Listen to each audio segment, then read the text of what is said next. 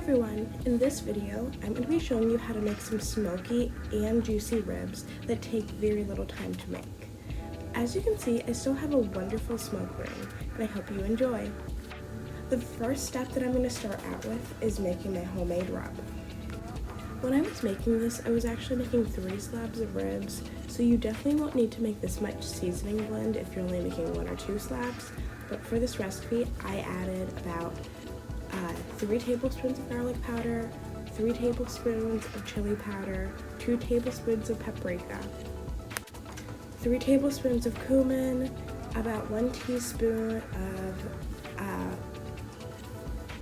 3 tablespoons of cumin, 3 tablespoons of onion powder, 2 teaspoons of cayenne pepper, and 2 teaspoons of cinnamon. I like to add cinnamon because it adds like a flavor that you don't really get to taste in a traditional slab. I also added 3 tablespoons of brown sugar just for a little bit of sweetness. And of course, about, I would say, 3 tablespoons of salt and enough pepper until my arms got really tired and exhausted. Then I simply mixed all my seasoning together, trust me, there's a lot of it, before prepping my ribs. When prepping my ribs, I just really make sure to remove any like membrane or like really fatty pieces. These ribs don't really have that, and I just like to cut them in half into half slabs.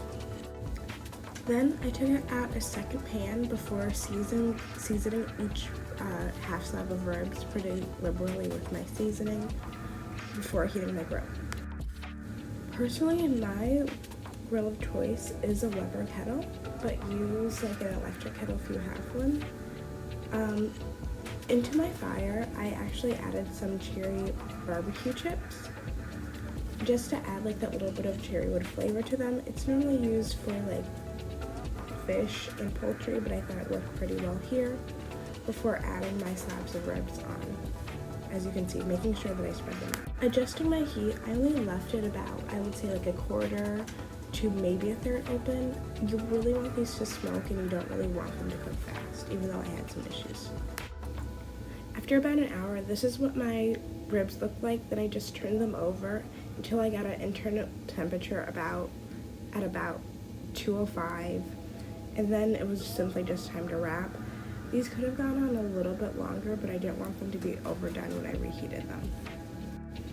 I just put them in the fridge until the next day, and then when I was ready to cook, I just set my oven to 250 degrees and cooked them for about an hour before I let them serve.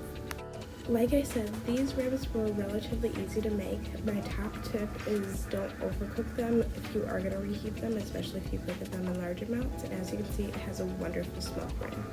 I hope you enjoyed this video. Please make sure to like, share, and subscribe, and have a wonderful day.